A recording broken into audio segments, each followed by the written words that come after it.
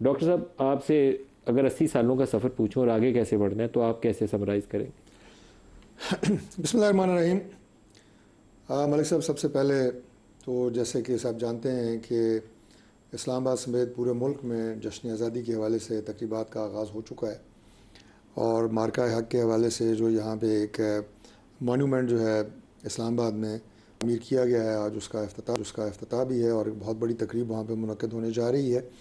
اسی طرح آپ دیکھتے ہیں کہ 13 اگست کو پاکستان کے ہر شہر میں بڑے جوش و خروش کے ساتھ نوجوان، بزرگ، بچے، خواتین اپنے ملک کی آزادی کے دن کو بڑے جوش و جذبے کے ساتھ منانے کے لیے سڑکوں پہ آتے ہیں، اور پھر یہ سلسلہ کل شام تک جاری رہتا ہے۔ اس میں کئی سرکاری، نجی، ہر طرح کی تقریبات جو ہے وہ ہوتی ہیں۔ تو میں بھی قوم کو جشن آزادی کی مبارکباد سب سے پہلے دوں گا آپ کے پروگرام اور آپ کے چینل کی وساطت سے۔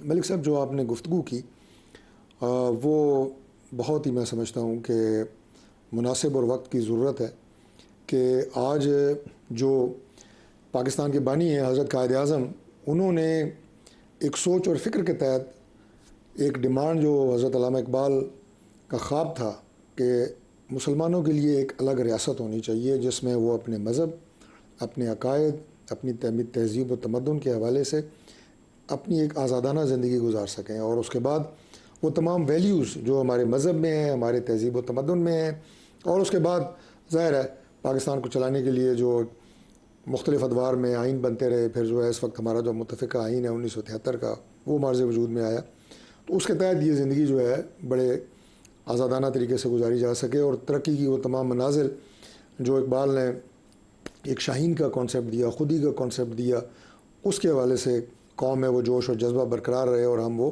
تعمیر و ترقی کے منازل طے کرتے رہیں۔ اب جو آپ کا سوال ہے یہ بڑا، میں سمجھتا ہوں کہ بڑی لمبی اس پہ بات ہو سکتی ہے، لیکن مختصر میں یہ عرض کروں گا کہ انفارچونیٹلی پاکستان بننے کے فوراً بعد ہی کچھ معاملات ایسے یہاں پہ شروع ہو گئے کہ جس کی وجہ سے ہم آج جس جگہ میں ہونا چاہیے تھا وہاں پہ نہیں ہیں۔ بلکہ میں یہ کہوں گا کہ وقت کے ساتھ ساتھ جو ارتقاء کا عمل، بہتری اور تعمیر و ترقی کا ہونا چاہیے تھا، اس کو اگر دیکھا جائے تو ہمارے مسائل میں اضافہ ہوا ہے، اور آج جو ہیں چیلنجز وہ پہلے سے بھی زیادہ ہیں۔ اب اس پہ ہمیں غور کرنا پڑے گا کہ اس میں کون سے ایسے عوامل ہیں، اس میں کن کن کا کتنا کردار ہے۔ ملک میں ماشاء اللہ لگتے رہے ایسے لوگ آئے جنہوں نے آئین کو توڑا، اور اس کے بعد اگر سیاسی حوالے سے سیاسی جماعتوں کے کردار کو دیکھیں تو ہم لوگوں نے مختلف ادوار میں، ظاہر ہے اب 1 سال اور گزرے گا تو 80 سال ہو جائیں گے، کیا لوگوں سے وعدے کیے، کیا ہم نے لوگوں کو منشور دیے، میں تمام پچھلے ادوار کی بات رکھ کے سب نے کوتاہیاں کی، لیکن اب ڈاکٹر صاحب اگر یہاں سے آگے بڑھنا ہے تو کون سی چیز درست کرنی چاہیے؟ سر اس میں ہمیں اپنی پرائرٹی درست کرنی پڑے گی۔ پرائرٹی ہونی کیا چاہیے؟ سب نعرہ تو لگاتے ہیں کہ سب سے پہلے پاکستان، لیکن عملی طور پہ ہمیں جب سب سے پہلے پاکستان کو دل اور دماغ میں بسانا پڑے گا، اپنے اختلافات کو پس پش ڈالنا پڑے گا، اور اس کے ساتھ ساتھ ایک دوسرے کے سیاسی نظریات کو اور سیاسی وجود کو برداشت کرنا پڑے گا، اور اسے برداشت کرتے ہوئے آگے بڑھنا ہوگا۔ اور اگر ہم نے اپنی انا اور اپنے جو خول کے اندر ہم اگر جس طرح چھپ کے کوئی فیصلے کرتے ہیں انہیں پس پوش ڈالنا ہوگا۔ پاکستان آج بھی، میں بڑے دعوے اور بڑی یقین سے آپ کو یہ بات کہہ سکتا ہوں کہ دنیا کے بیشتر ممالک ہم نے دیکھے ہیں، پاکستان کو اللہ تعالیٰ نے جو نعمتیں، جو وسائل دیے ہیں، اور جو عظیم قوم دی ہے، یہی ہمارے بہن بھائی پاکستانی نوجوان دنیا بھر میں جا کے دنیا کے ہر ملک میں بہترین کام کر رہے ہیں۔ کس کے شعبے میں لمبی بات نہیں کروں گا، ہر شعبے میں وہ یہاں کیوں نہیں کر سکتے؟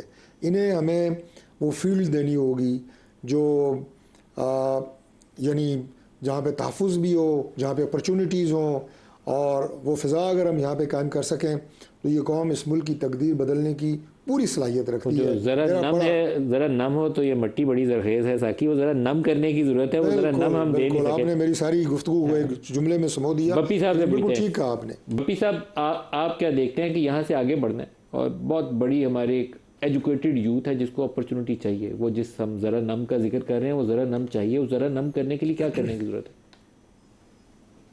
اعوذ باللہ من الشیطان الرجیم، بسم اللہ الرحمن الرحیم۔ ملک صاحب، میں آج مطلب Tehreek Insaf obviously P T I کے ریپرزنٹیشن ضرور کر رہا ہوں، لیکن میں ایک پاکستانی ہونے کے ناطے تھوڑا بات کرنا چاہوں گا تاکہ آپ کو آسپیکٹ کلیئر ہو۔ پاکستان ایسا ملک تھا جو کسی بھی زبان پہ، کسی قومیت کی بنیاد پہ نہیں، ایک مذہب کے نام پہ بنا تھا، اسلام کے نام پہ بنا تھا. بچپن سے سنتے آ رہے ہیں، میں 50 سال کا ہونے والا ہوں، بچپن سے سنتے آ رہے ہیں کہ ہمیں دعا ہے اور یہ ملک ہمیشہ رہے گا. پاکستان زندہ باد کے نعرہ مارتے مارتے ہر پاکستانی جو ہے نا وہ تقریباً ختم ہو جاتا ہے، ہمارے نعرے ختم ہوتے. لیکن حقیقت یہ ہے کہ ہر کسی نے جس کا اس ملک کے اوپر داغ لگا ہے، جس کا یہاں پہ کوئی نہ کوئی داغ لگا ہے، اس نے اس ملک کا سوشل فیبرک ختم کرنے میں کوئی وارد خطا نہیں ہونے دیا. کیا جس کا حساب لگا ہے اس نے اپنا یہاں کھاتا پورا چکایا ہے، کیونکہ ملک ختم نہیں ہو سکتا. اس کو یہ پتا تھا کہ بس. اور آپ پوری دنیا میں دیکھ لیں کہ یہ لوگ کہتے ہیں کہ جی اگر سب سے آسان زندگی رہنے کے حوالے سے، خاص طور پہ مڈل کلاس اور امورا کے لیے پاکستان ایک جنت ہے. نہ ٹیکسیشن کا ڈر ہے، نہ لا اینڈ آرڈر کا ڈر ہے، قانون آپ کے ہاتھ، پیسہ آپ کے پاس ہو تو آپ جی سکتے ہیں. حقیقت یہ ہے کہ اس پاکستان میں جو سب سے بڑا ایشو تھا وہ آئین اور قانون کی بالادستی تھی. میں نیگیٹو ٹرم نہیں یوز کرنا چاہتا، میں کسی بھی پروگرام کو نا پولیٹیسائز نہیں کرنا چاہتا، لیکن اس ملک میں نہیں ہے تو آئین اور قانون کی بالادستی تو نہیں ہے. ہر چیز ایسے چل رہی ہے کہ کوئی اپنے فریم میں نہیں ہے. ہم سیاستدان اپنے فریم میں نہیں ہوتے، ہم چیزوں کو ایسے لے کے جا رہے ہوتے ہیں. آپ عدلیہ کو دیکھ لیں، کسی بھی ادارے کو دیکھ لیں، ہر بندہ اپنے فریم سے باہر نکلتا ہے اور ایکسرسائز کرتا ہے. ملک میں جمہوریت ہی نہیں تھی، باقی سب کچھ تھا.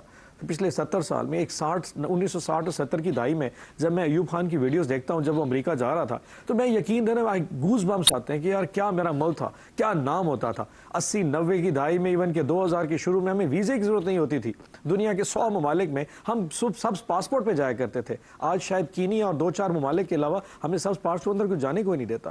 ہم کہاں سے اس ملک کو کدھر لے کے آئے؟ ایک مواخذے کی ضرورت ہے، ہر کسی کو مواخذے کی ضرورت ہے. آپ کو، مجھے، طارق فضل چودھری صاحب کو اور تمام ان 25 کروڑ لوگوں کو اس ملک کو کہاں کھڑا کر دیا. اور اس پہ زیادہ مورد الزام ہم وہ لوگ ہیں جو اس ملک پہ کسی نہ کسی طور پہ حکمرانی کرتے رہ گئے. ہم نے اپنے چھوٹے کاز کے لیے اس ملک کو کہیں نہ کہیں کمپرومائز کیا، اپنے کریکٹرز پہ، اپنے پرنسپلز پہ، اپنی آئیڈیالوجی پہ کمپرومائز کیا. اور وہ ہلکی سی اس طاقت کے لیے، اس طاقت کے نشے کو پانے کے لیے ہم نے بڑے بڑے پرنسپلز کو قربان کیا. میں پارلیمنٹیرین ایز اے بات کروں، ایز اے سینیٹر، پچھلے 5 سال میں نے کیا کھویا پایا؟ کتنی لیجسلیشن تھی جو میں لے کے آیا، جو میری ملک کو، قوم کی عوام کے لیے تھی؟ شاید کچھ بھی نہیں. اور کتنی لیجسلیشن میرے سامنے ایسی آئیں جس کا عوام کی فلاح سے تعلق نہیں تھا، کسی نہ کسی حوالے سے اس ملک میں ایک طاقت کے نظام کو اور طاقتور کرنے کے لیے لایا گیا. ہر بندے کے اوپر اکاؤنٹیبلٹی کی جائے، ہم سب شرمندہ ہوں گے. اور یقین کریے الفاظ بھی نہیں ہوں گے. میں یہاں بیٹھ کے 100 کہہ سکتا ہوں جی میں بہت میں طارق فضل چودھری صاحب، آپ سب اگر ہم مواخذہ کریں اور اپنے آپ سے پوچھیں ہم نے ملک کے لیے کیا کیا، آئی تھنک ہم نے کچھ بھی نہیں کیا. ہم اپنی اولاد کے لیے، اپنے لیے جیتے رہ گئے. اور جب اس ملک کی باری آئے تو ہم نے فون پہلو تہی کا اختیار کیا. آئی گیس کل ایک ایسا دن ہے جس میں کم از کم ایک نیو ایئر ریزولوشن تو نہیں، ایک 14 اگست کی ریزولوشن لائی جا سکتی ہے کہ سوچیں کیا ملک ایسے اور چل سکتا ہے؟ کیا جو میں بلوچستان کے حوالے سے میرے دل میں جو خوف ہے، اللہ نہ کرے کیا ایسا نہ ہو جائے، کیا کے پی کے حوالے سے کچھ غلط نہ ہو جائے. So at times we have to become a nation. لیکن ہم تو چھوٹے چھوٹے گروہ ہیں، چھوٹی سیاسی جماعتیں ہیں، چھوٹی زبانوں کے اوپر، چھوٹی قوموں کے اوپر ہم ایسا بیسڈ کر کے ملک بنا چکے ہیں کہ اب اس تفریق کو شاید جوائنٹ کرنا، مجھے تو خواب لگتا ہے کہ کبھی اب قوم بھی بن جائیں گے. ہم گروہ بنتے جا رہے ہیں. قوم کا جو خواب تھا وہ تو میرے خیال قائد اعظم کا کب کا ختم ہو چکا. کتابوں میں تو چیزیں باقی ہے، پریکٹیکلٹی میں شاید یہ چیز بچتی نہیں. شاید ایک ہی شرط ہے، وہ میں بہت دفعہ پہلے بھی کہا، ڈاکٹر طارق صاحب سے بھی پوچھتا ہوں، پھر آپ بھی اس کا جواب دیجیے گا.